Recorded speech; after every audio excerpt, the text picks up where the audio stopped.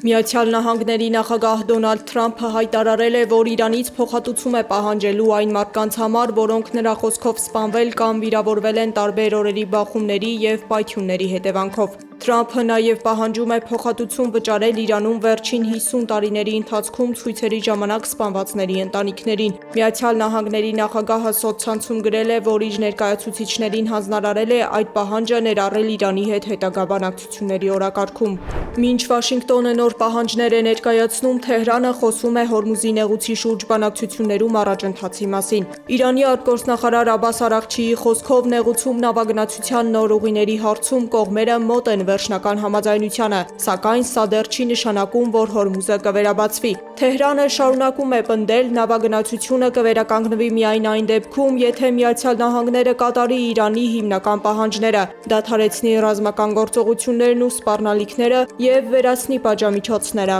Իրանի արտգործնախարարության խոսնակ Էսմայիլ Բաղային Միացյալ Նահանգներին մեղադրել է պատժամիջոցներից կախվածության համար։ Նրա խոսքով Վաշինգտոնը, երբ չի կարողանում դիվանագիտական ճանապարհով լուծել խնդիրները, դիմում է պատժամիջոցների, իսկ դրանց ձախողման դեպքում խստացնում դրանք։ Բաղային հայտարարել է, որ Իրանը տասնամյակներ շարունակ ապացուցել է, որ նման ճնշմամբ հնարավոր չէ իրեն խեղդել։ Իսկ մինչ Իրանի և Միացյալ Նահանգների միջև բանակցություններն ընթանում են, Թեհրանը փոխում է նաև իր ռազմական ղեկավարության կազմը։ Իրանի գերագույն առաջնորդ Մոջթաբա Խամենեին նոր նշանակումներ է արել երկրի զինված ուժերում։ Իսլամական հեղափոխության պահապանների կորպուսի հրամանատար է նշանակվել գեներալ-մայոր Ահմադ Վահիդին, նրա տեղակալ Մոսթաֆա Իզադին։ Զինված ուժերի գլխավոր շտաբի պետ է նշանակվել գեներալ-մայոր Ալի Աբդոլլահին, իսկ նրա տեղակալ բրիգադային գեներալ Կիումար Սեյդարին։ Իրանի ազգային անվտանգության գերագույն խորհրդի նախկին քարտուղար Մոհամմադ Բաղեր Զոլղադրը նշանակվել է Խամենեիի քաղաքական հարցերով խորհրդական։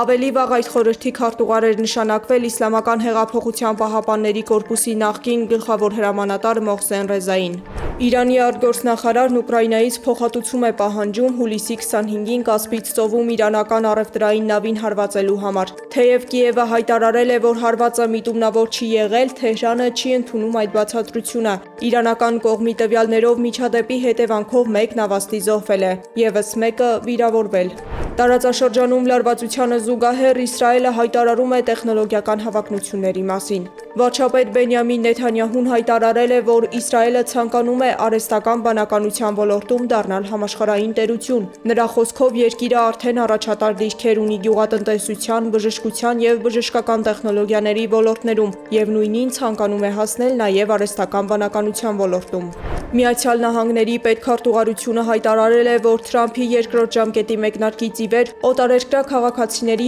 ավելի քան 175,000 վիզա է չեղարկվել։ Պատճառները տարբեր են՝ վիզային ռեժիմի խախտումներից և հանցագործություններից մինչև խարդախություն ու ազգային անվտանգությանը սպառնացող վտանգներ։ Գերատեսչության տվյալներով վիզաների զգալի մասը չեղարկվել է հարձակումների, ոչ սթափ վիճակում մեքենա վարելու, գողության և թմրանյութերի հետ կապված հանցագործությունների պատճառով։ Մյուս դեպքերը կապված են եղել սեռական հանցագործությունների, երեխաների նկատմամբ դաժան վերաբերմունքի, խարդախության և յուրացումների հետ։ Կոլումբիայում հզոր երկրաշարժի հետևանքով զոհվել է 132, վիրավորվել 570 մարդ։ Երկրի 32 քաղաքներում հայտարարվել է տագնապի կարմիր մակարդակ։ Ամենածանր իրավիճակը Պերեյրայում և սուրճի արտադրությամբ հայտնի շրջաններում է, նաև Վալե դել Կաուկա և Չոկո դեպարտամենտներում։ Երկրաշարժը վնասել է ավելի քան 1500 բնակելի շենք, որոնցից 61-ն ամբողջությամբ ավերվել են։ Վնասվել են նաև բժշկական և կրթական հաստատություններ, ճանապարհներ ու օդանավակայաններ։